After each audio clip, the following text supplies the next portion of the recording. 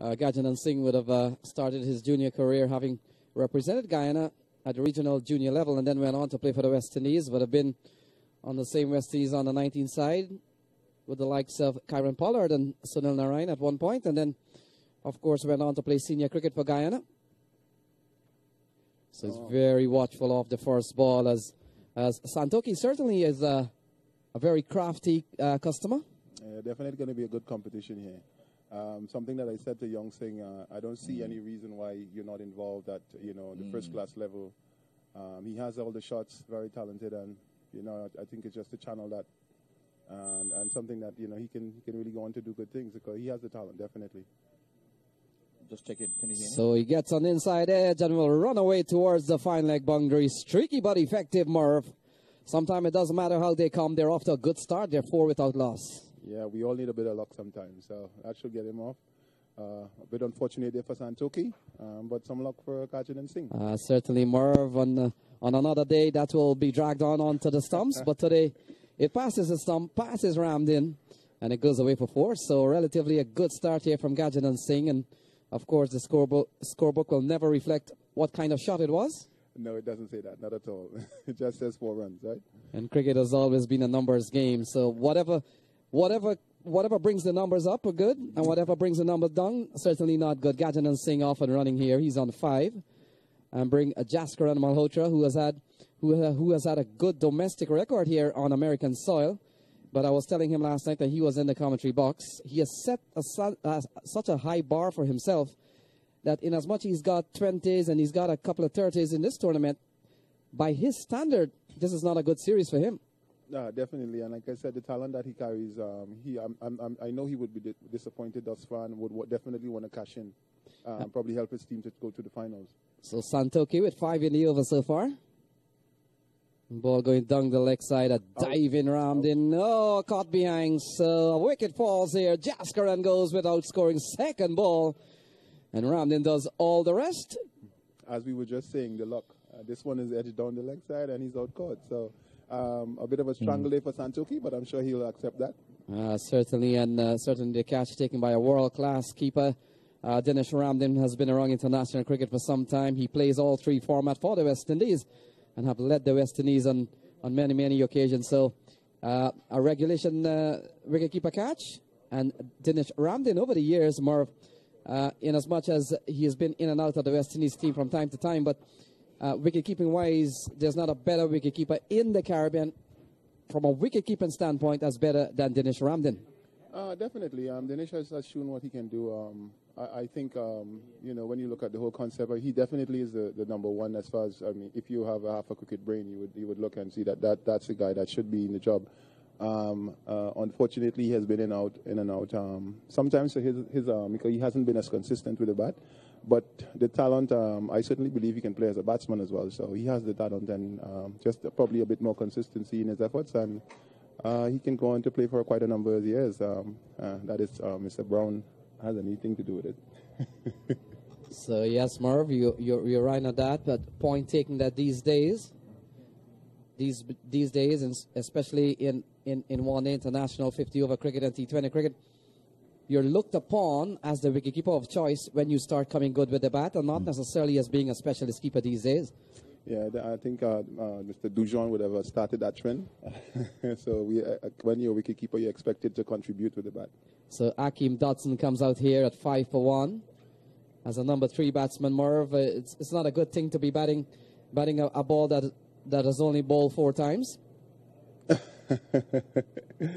So he strokes this one up towards the offside. The ball knocked down there, and he will have to wait before he gets off the mark. So I remember just a couple of nights ago, we saw 22 yards just scampering to put pads on.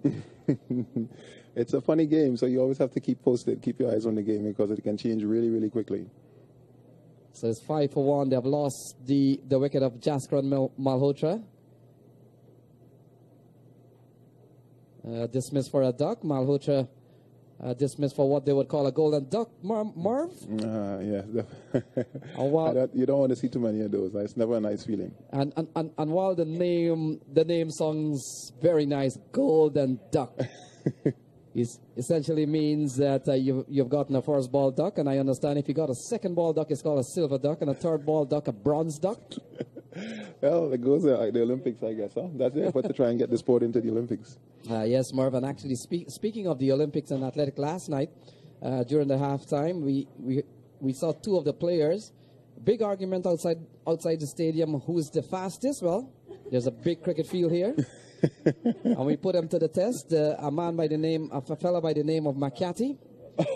He played for one of the team and they took off, running a 400 around this track. And this is a big 400 track, I'll tell you that. Yeah, probably a little more than 400. Yeah. So they went around the track and it was McCarthy all the way. They were running a 400 meters. McCarthy wins by 100 meters. And it should pay double. That bet should be paid double. So sometime today, during the presentation ceremony, we do have that, the gold medal and the silver medalist. There were only two runners, unfortunately. So Elmore Hutchison has been given the ball, and Merv, it'll be quite interesting to see here, two left-arm seamer. Well, interesting enough, we always raced back when we played, and the only person that has ever beaten me in 100 meters is Ricardo Vowell. But he hasn't taken up the challenge. I tried to get him to race again, but he's never done. He kept the trophy. I'll ask him about it. So here is Elmore Hutchison to Akeem Dotson. Dotson's trying to go through the onside, doesn't succeed. So we're seeing a lot of southpaws here. We're seeing a pair of southpaws in bowling, and both Akeem Dotson and Gadget Singh are left-handers. Yeah. Definitely, Dotson seems to be, they apparently must be batting well. They just seem to be quite positive in their approach thus far. And probably looking to make use of the first sixer was the power play, which is very important in this game because it's a really good batting wicket. So ball cut away nicely here. Oh, what a stop. What a save by the man at cover. Certainly saved a couple of runs and perhaps a boundary. And finally, Akeem Dotson gets a single. He goes up to 2. Those are the things that would give fast bowlers a little extra energy. When you have fielders supporting you like that, it's definitely something that inspires you. And more, we always talk about the power play favoring the batsman, how the batsman should bat. But as a bowler, if you pick up a couple of wickets during the power plays, as we saw Santoki did, it sort of pushed them back a little bit. Definitely, and it's always key, especially in this sort of version. Wickets always helps, despite whatever situation. So picking up wickets in the first, it puts the bat inside on the back foot, and they have to go back and reassess in terms of how they approach the innings. So ball going down the leg side will be called a wide. Any ball that hasn't offered the batsman a fair opportunity to score, the rule says it shall be called a wide. That's the definition of what a wide is, Merv. Yes, as far as cricket is concerned, bowlers are second-class citizens. We all know that. and it's kind of interesting. While the rule says you've got to give the batsman a fair chance to scoring, you as a bowler have to restrict the batsman. Exactly. So a lot of work. So Elmore, this one is outside the off stump this time, and he goes for another wide. So it's 9 for 1. Gajanan Singh is on 5. Akeem Dotson is on 2.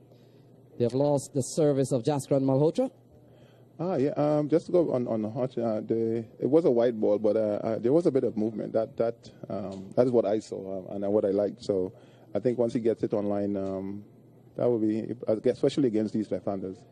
And I was talking a little bit earlier to Gajanan. So that goes for 5 wide. So straight down the leg side, and Dinesh Ramdin never had a chance there at all. And it's 14 for 1, Merv. Yeah, he would need it. He would have needed an extension there, a selfie stick to get that one.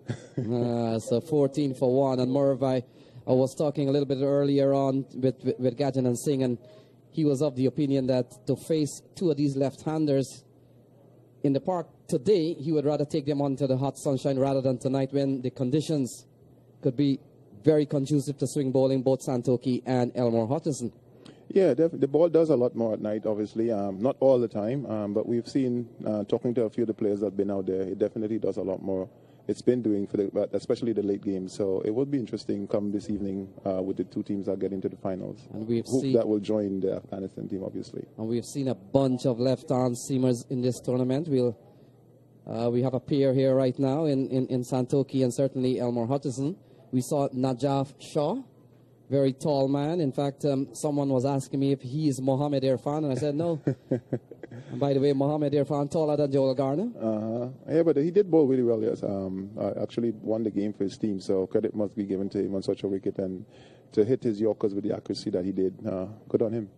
And we also saw Mohammed Khalil, who would have played briefly at the international level, a couple of tests for Pakistan as batsmen scampering for runs here. So good showing here by the Indian Lions, having won the toss and they decide they'll bowl first. So you've got to say things have gone relatively well. They're 15 for 1. Yeah, it's always good, especially with the amount of first-class and international players that we have coming in for these tournaments. It all goes well for the future, and I can only imagine it will only get better because the teams are getting a lot better. When you play against teams, there isn't a lot of weak teams anymore. Most of the teams are pretty decent, so it's going to build the cricket, and it's going to obviously raise the standard. So ball getting an edge here from Akeem Dotson. He gets a single out to wide third man, takes the score up to 16 for 1. Gajanan Singh is on 6. He will be the man on strike. Akeem Dotson is on 3. Elmore has given up 10 in the over so far, 5 wides at one point. Yeah, definitely a loosener there. That one, like we said, Ramden had no chance. And I'm sure Elmore would be trying to make up for that and get it right. Because he's a class bowler. He's been doing pretty well around US cricket for a number of years. So 16 for 1. Not a bad start, but things I would say even here with the fall of Jaskaran's wicket. So that completes over number 2. And after 2, it's 16 for 1. They've lost Jaskaran Malhotra without scoring. Akeem Dotson is on 3. He will be the man on strike when play resumes here. And you're watching the U.S. All-Stars taking on Indian Lions in the second semi-final with the news. Al Masafi out of Afghanistan will be the final, already in the final, having disposed of Houston Stallions. I had some food poisoning. I tried, but at the end of it, I had to forego that. And I think it was Stuart Williams. Yeah, well, Colin Short, sorry, I'm saying Stuart Williams, my good buddy. Well, to just polish off here, so Marv Dillon started an over in Sri Lanka. He bowled a couple of balls and fell ill.